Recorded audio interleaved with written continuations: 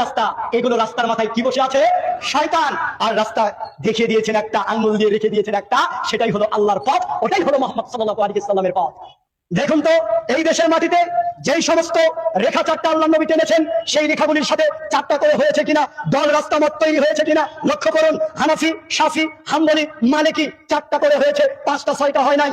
হানাফি, শাফি, হাম্বলি, মালিকি চারটা করে হয়েছে, ছয়টা সাতটা হয় নাই। আল্লাহর নবী জানতেন এগুলো তৈরি করবে, আল্লাহর নবী জানতেন এগুলো তৈরি করবে, এই দ্বন্দ্ব হবে, রাস্তা এবং পথ হবে অনেক। তাই তো আল্লাহর নবী একটি পথ দেখে দিয়েছেন, সেই পথেই হচ্ছে মুহাম্মদ সাল্লাল্লাহু আলাইহি ওয়াসাল্লামের পথ। আর এই মুহাম্মদ সাল্লাল্লাহু আলাইহি ওয়াসাল্লামের পথ বাদ দিয়ে যারা এই চারটা করে রাস্তা বের হয়েছে, হানাফি, শাফি, হাম্বলি, মালিকি, যারা এই সমস্ত রাস্তাগুলোর দিকে যাবে, যারা এই সমস্ত রাস্তার মাঝখানে ডুবে থাকবে, তারা সকলেই হবে পথভ্রষ্ট, তারা সকলেই হবে গোমরাহ। আর যারা গোমরাহ হবে তারা জাহান্নামী হবে, আর যারা মুহাম্মদ সাল্লাল্লাহু আলাইহি ওয়াসাল্লামের পথ অনুসরণ করবে তারা হবে জান্নাতি। সুবহানাল্লাহ। দেখুন, এরা হচ্ছে আমাদের মাথার তাজ, উম্মার শ্রেষ্ঠতম সন্তান। তারা দিনকে আমাদের জন্য সহজ করে দিয়েছেন, তারা দিনের হাজার হাজার মাসালা তৈরি করেছেন, তাদের মাসালা সমাধান দিয়ে গেছেন কোরআন এবং সুন্নাহর আলোকে। তারা তাদের গোটা জীবনকে দিনের জ্ঞান অর্জন এবং জ্ঞান বিতরণের কাজে তারা লাগিয়েছেন। তারা হাজার হাজার আলেম তৈরি করেছেন। তারা আমাদের জন্য, তারা হচ্ছেন আমাদের উত্তম, তারা সালাফে সালিহিনের অন্তর্ভুক্ত। তাদের ব্যাপারে অবান্তর প্রশ্ন করতে আপনাদের একটু লজ্জা লাগে না, একটু ভয় লাগে না? আপনি এটা চিন্তা করতে পারেন যে ইমাম আবু হানিফা রাহমাতুল্লাহর সামনে হাজার হাজার লক্ষ লক্ষ ছাত্র পড়াশোনা করতেন। এরকম হাজার হাজার ছাত্র তৈরি হয়েছে যারা আজকের এই দুনিয়াতে যারা বড় বড় আলেম, এরকম আলেমরা ইমাম আবু হানিফার ছাত্র একেবারে পেছনের কাতারে ছাত্র হতে পারে না, যোগ্যতা রাখে না, একেবারে পেছনের কাতারে ছাত্র আর যোগ্যতা রাখতো না। তাহলে আপনি এইরকম ব্যক্তিদেরকে আপনার কিসের উপর ভিত্তি করে এই জাতীয় কথাবার্তা বলেন?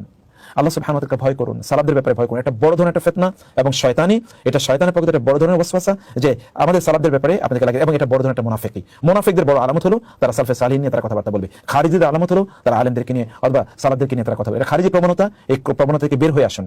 আপনার নিজকে আপনি দাঁড়া করিয়ে দেখুন, ইমাম আবু হানিফা রাহিমাহুল্লাহ এর একটা চুলের যোগ্য আপনি হয়েছেন, তার ইবাদতে, তার ইলমের কোথায় আপনি বা আপনারা আছেন, কোথায় বলুন তো? একবার চিন্তা করে দেখেন, যারা এই জাতীয় কথাবার্তা বলে তারা মহা অন্যায়। আমি আরব বিশ্বের বড় বড় আলেমদেরকে বলতে শুনেছি, তিনি বলছেন আল ইমামুল আযম, ইমাম আল আযম আবু হানিফা রাহিমাহুল্লাহ এর নামের আগে ইমাম আবু হানিফার আগে আল আযম বলা হতো। এমনকি এখনো বড় যত ফিকহের যত বড় আলেম আছে, সকল বড় আলেমের আগে এক নম্বর ইমাম আবু হানিফা রাহিমাহুল্লাহ এর নাম লেখা হয়, এক নম্বরে লেখা হয় এখনো। আর বিশ্বের বড় বড় আলেমরা তারা ইমাম আবু হানিফা রাহিমাহুল্লাহ এর নামের আগে তারা শ্রদ্ধা, তারা বহু কথা বলেন। ইমাম শাফি রাহিমাহুল্লাহর মতো ব্যক্তি বলেছেন আন-নাসু ইয়ানুন আলা ফিকহি আবু হানিফা। আবু হানিফার ফিকহের কাছে মানুষ আবু হানিফার ফিকহের পরিবারভুক্ত। আপনি যেমন পরিবারের প্রধান, এই পরিবারের সকল দায়িত্ব আপনি পালন করেন, এই ফিকহের মূল দায়িত্ব পালন করেছেন ইমাম আবু হানিফা রাহিমাহুল্লাহর অন্যরা তার এই পরিবারের সদস্য।